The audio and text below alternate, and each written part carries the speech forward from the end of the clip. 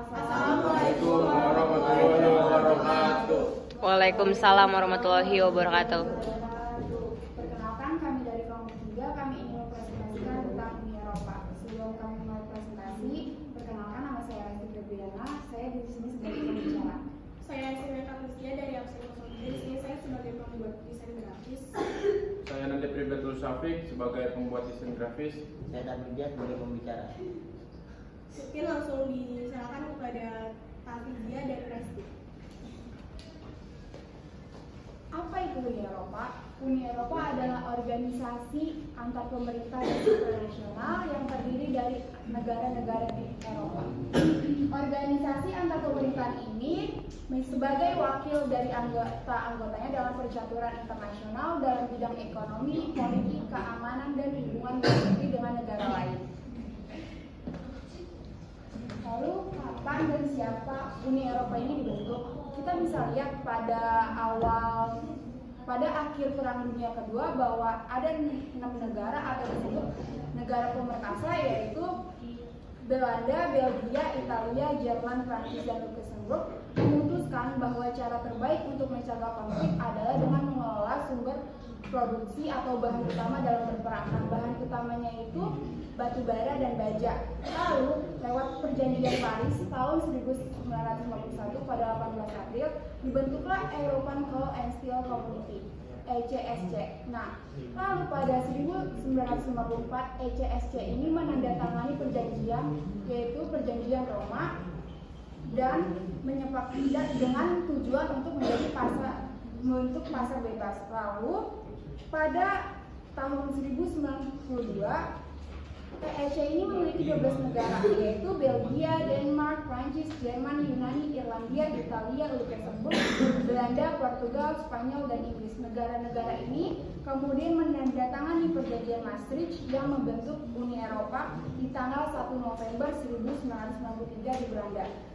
Jadi kalau misalkan itu anggota Uni Eropa ini keseluruhannya ada 27 dan negara pendirinya itu ada 6, yaitu negara pendirinya Belanda, Belgia, Italia, Jerman, Prancis, dan Luksemburg, dengan anggota keseluruhannya itu Austria, Belanda, Belgia, Bulgaria, Republik Ceko, Denmark, Estonia, Finlandia, Jerman, Prancis, Hongaria, Irlandia, Italia, Kroasia, Latvia, Lituania, Luksemburg, Malta, Polandia, Portugal, Rumania, Siprus, Slovakia, Slovenia, Spanyol, Swedia, dan Yunani. Dengan atas usul pembentukan Uni Eropa itu adalah Robert Schuman dan John Monnet. Lalu gimana cara menjadi anggota Uni Eropa itu? Negara harus memiliki demokrasi yang stabil, yang menjamin supremasi hukum, hak-hak asasi manusia, dan perlindungan kaum minoritas, serta negara tersebut juga harus memiliki ekonomi pasar yang berfungsi. Lalu tujuan Uni Eropa itu sendiri yaitu untuk meningkatkan perekonomian, menciptakan pasar bebas, pemerataan ekonomi dan sosial melalui pendirian integrasi ekonomi serta moneter. Hal ini dapat kita lihat dengan penggunaan mata uang euro untuk berlaku di semua transaksi di Uni Eropa. Lalu ada tujuan lainnya yaitu seperti perdamaian, rekonsiliasi, demokrasi, dan hak asasi manusia di Eropa. Perdamaian antar negara anggotanya, masyarakat yang kehidupannya layak, dan keadilan untuk semua warga negara anggota Uni Eropa. Lalu untuk mencapai tujuan tersebut dibentuklah 3 lembaga, yaitu Parlemen Eropa, Dewan Uni Eropa, dan Komisi Eropa. Apa itu Parlemen Eropa? Parlemen Eropa adalah perwakilan yang dipilih langsung oleh warga negara Eropa dengan tugasnya yaitu menyetujui perundang-undangan Eropa. Lalu Dewan Uni Eropa sendiri itu terdiri dari para menteri dari pemerintahan nasional semua negara anggota Uni Eropa. Tugasnya berbagai tanggung jawab dengan Parlemen Eropa dalam menyetujui undang-undang dan mengambil keputusan mengenai berbagai kebijakan. Lalu yang terakhir itu ada Komisi Eropa, Badan Eksekutif Uni Eropa mewakili dan menegakkan kepentingan Eropa secara keseluruhan. Tugasnya yaitu membuat rancangan undang-undang Eropa baru yang disampaikan kepada Parlemen Eropa dan Dewan Uni Eropa. Tadi saya sudah jelaskan apa itu Uni Eropa, siapa yang punya ide-idenya, negara keseluruhan, negara pendirinya, Lalu kapan dan asal usulnya dibuat Uni Eropa itu?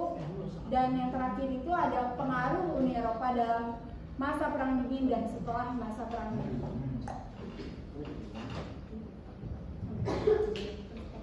Selanjutnya ada pengaruh Uni Eropa saat Perang Dingin, yaitu satu, menghilangkan konflik pasca Perang Dunia lewat kerjasama. Salah satu bentuk kerjasama yang dibuat yaitu Uni Eropa yang awalnya dikenal sebagai European Economic Community, memiliki pengaruh terhadap Perang Dingin. Dua, pembentukan EPC, European Political Cooperation atau kerjasama politik. EPC inilah yang menjadi lembaga pionir kerjasama politik Uni Eropa yang pada saat itu masih disebut masyarakat Eropa.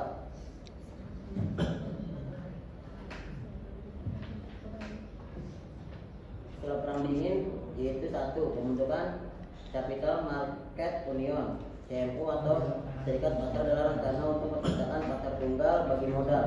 Tujuannya adalah agar uang investasi dan tabungan mengalir ke seluruh UE sehingga dapat memberikan manfaat bagi konsumen, investor dan perusahaan dimanapun mereka berada. Dua, Uni Eropa telah memainkan peran penting dalam usaha mediasi untuk mencapai perdamaian antara Israel dan Palestina. Uni Eropa dalam upaya perdamaian ini mencakup beberapa aspek.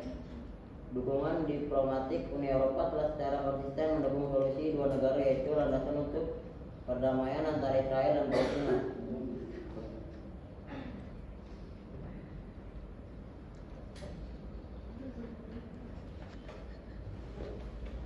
Sekian penjelasan dari kami.